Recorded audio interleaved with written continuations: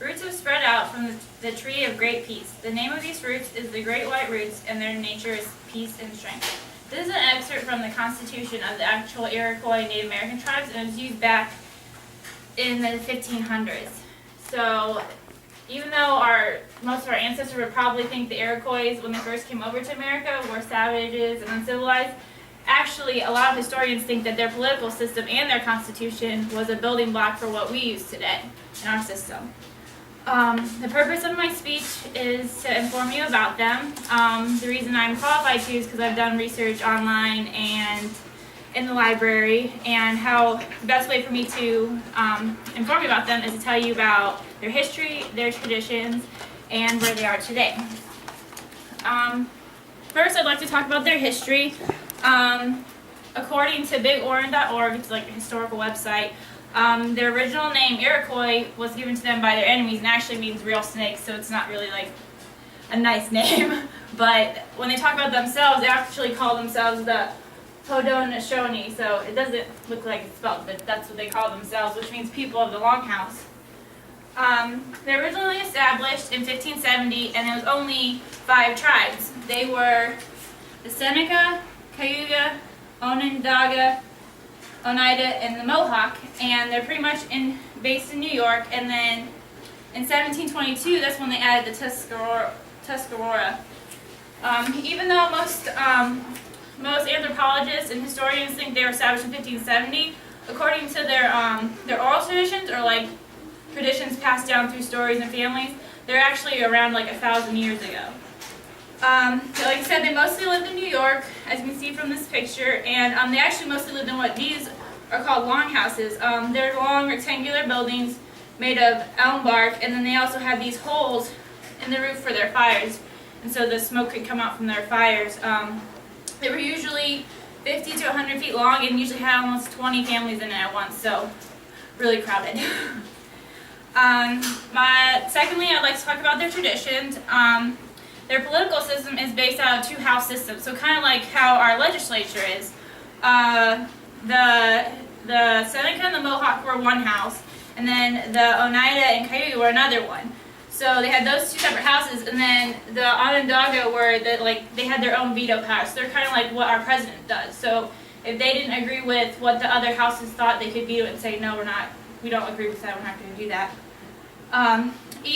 Each house had its own representatives from the tribes, and they were called sachems.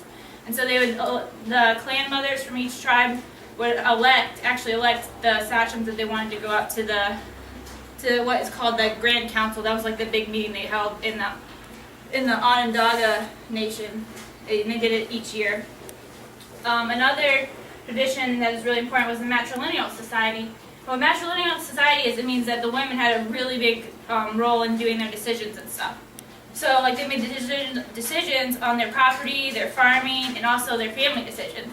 And like I said, the Grand Council was only made up of males, but the clan mothers were the ones that elected them. So if they didn't like you, you weren't going to go to the Grand Council. So you pretty much had to win the women over to be able to make bigger decisions.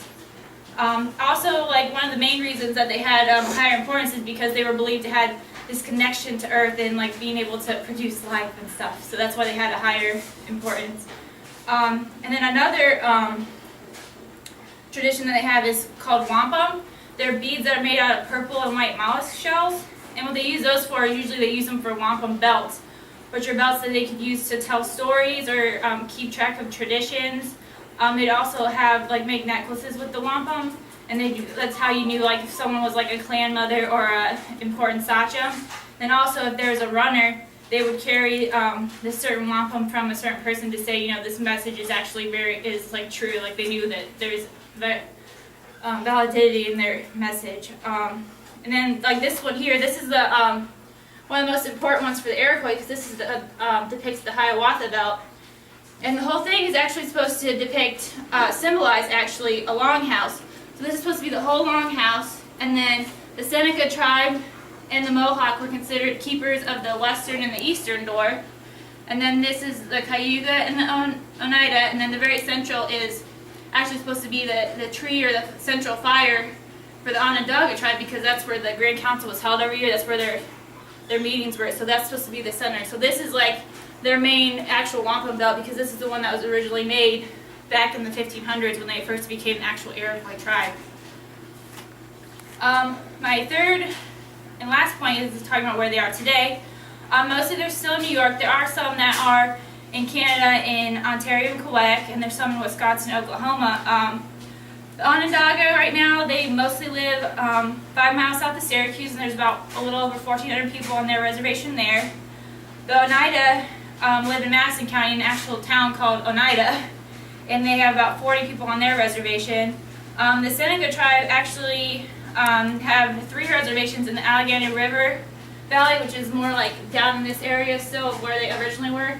And it's the Allegheny Reserve, the Cattaraugus, and the Oil Springs. And they have about 5,400 people on their reservations.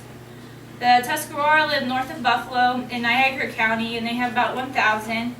Then the Mohawk live on the U.S.-Canada border, and they have about 8,000 people on their reservation. Then the Cayuga, they don't have a reservation, but most of them live near the Seneca, and so they'll live on their reservation or near their reservation, and there's about 1,000 of them.